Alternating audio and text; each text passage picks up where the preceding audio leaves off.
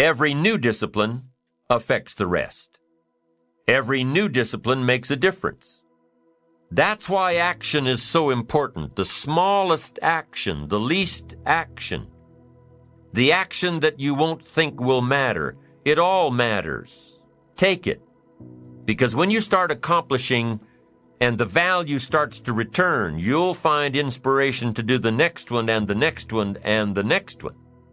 But for this whole process to work for us, we must first master the art of discipline, self-discipline, consistent self-discipline. It doesn't really matter how smart you are or how much you know if you don't use it.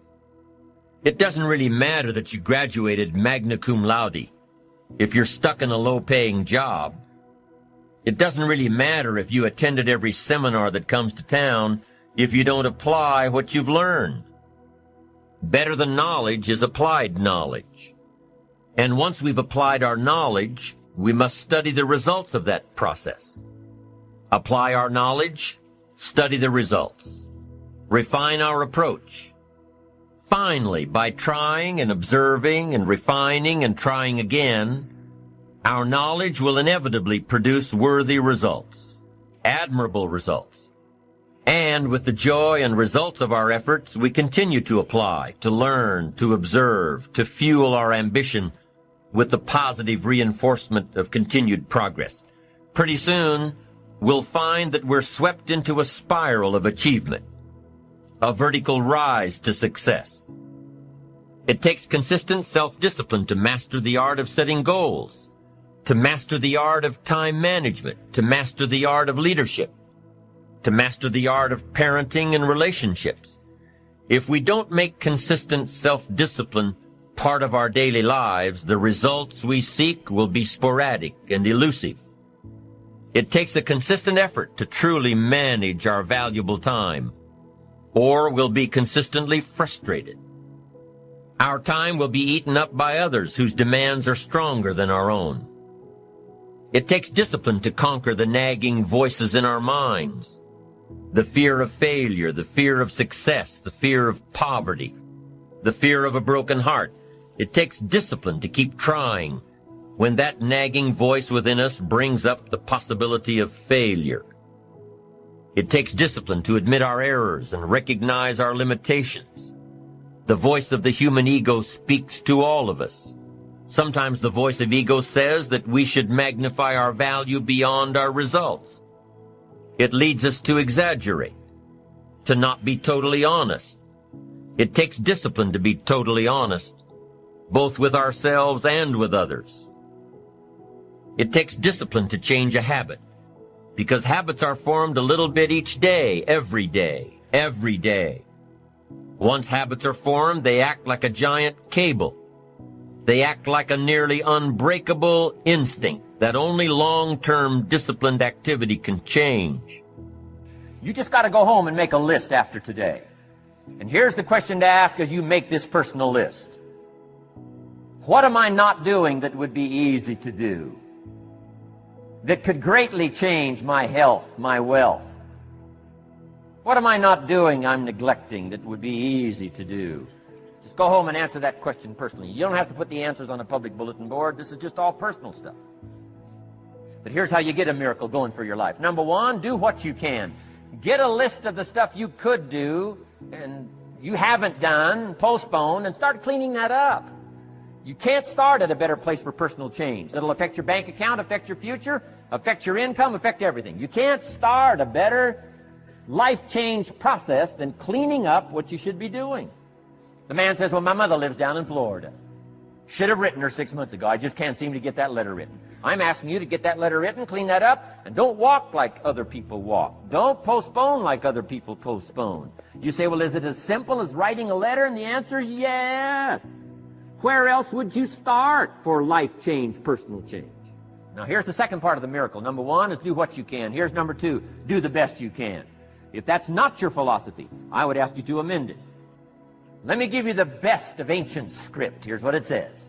Whatever your hands find to do, do it with all your might, do it with all your strength, and do it with all your power. What a good philosophy. That kind of philosophy will revolutionize your life if you haven't picked it up lately. Guy slips in late, company doesn't seem to mind, slips out early, first one in the parking lot, heading for happy hour. Stretches his break, comes early for lunch, late back from lunch, company doesn't seem to notice. Guy says, best as I can calculate, I'm putting in about a half a day's work and I'm collecting a full day's pay. Little does he know the seeds of his own disaster are already being sown by the weakness of his own personal philosophy. It's not the economy that's going to determine your next 6 years. It's your philosophy about labor and about activity and about miracle and soil and seed and sunshine and rain and the economy and the banks and the money and the companies and the schools and what's going on. It's your philosophy and your attitude, and then your ability to take action. All of that we call the process of life change, miracle working. Consistent self-discipline. Set up a discipline when the emotions are high and the idea is strong and clear and powerful. That's the time to set up the discipline. Somebody talks about good health and you're stirred. Say, right, I need to get a book on nutrition. Get the book before the idea passes and before the emotion gets cold. Go for the book. Start the library. Start the process. Fall on the floor. Do some push-ups. Action. Got to take action. Otherwise, the wisdom is wasted. Otherwise, the emotion soon passes. Unless you put it into a disciplined activity. Capture it. Disciplines is called how to capture the emotion and how to capture the wisdom and translate it into equity. Disciplines. You start walking around the block, it'll inspire you to get an apple. Get an apple, it'll inspire you to get a book. Get a book, it'll inspire you to get a journal. Get a journal, it'll inspire you to grow, develop some skills. All disciplines affect each other. Every lack affects the rest. Every new affects the rest. The key is to diminish the lack and set up the new. And you've started a whole new life process. Also, one more thought on discipline. Here's the greatest value of discipline. Self-worth. Self-esteem. People are teaching self-esteem these days, but they don't connect it to disciplines. The least lack of discipline, and it starts to erode our psyche. One of the greatest temptations is to just ease up a little bit, right? The slightest lack of doing your best starts to erode the psyche. Instead of doing your best, doing just a little less than your best. Sure enough. You say, well, it's just going to affect my sales. No, it's going to affect your consciousness. It's going to affect your philosophy. Now you've begun in the slightest way to affect your own philosophy. Here's the problem with the least neglect. Neglect starts as an infection. And if you don't take care of it, it becomes a disease. And one neglect leads to another. And the worst of all, when neglect starts, it diminishes our self-worth, our self-confidence, our self-value. You say, well, how can I get back my self-respect? I'm telling you, you don't have to go to 29 classes. All you have to do is start the smallest discipline that now corresponds to your own philosophy, like I should, and I could, and I will. No longer will I let neglect stack up on me so that I will have the sorry scenario 6 years from now, giving some excuse instead of celebrating my progress. That's the key to discipline. Okay? Let's get kids involved in the least of disciplines.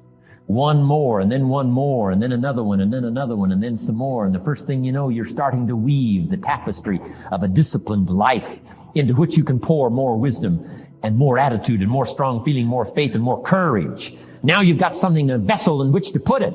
And now the equities start to flow. And the early return, I'm telling you, if you'll start this process, the early return will have you so excited, you'll commit yourself to this strategy for the rest of your life. You'll never go back to the old ways. Join a new crowd. Join a new group. The disciplines to do it. Take action. Now here's the other side of discipline. If there's considerable time that passes between the moment of awareness and the time of our implementation, then that is called procrastination. Procrastination. Doing it tomorrow instead of today. Procrastination. An almost exact opposite of discipline. The voice within us says, get it done. Discipline then says, do it now.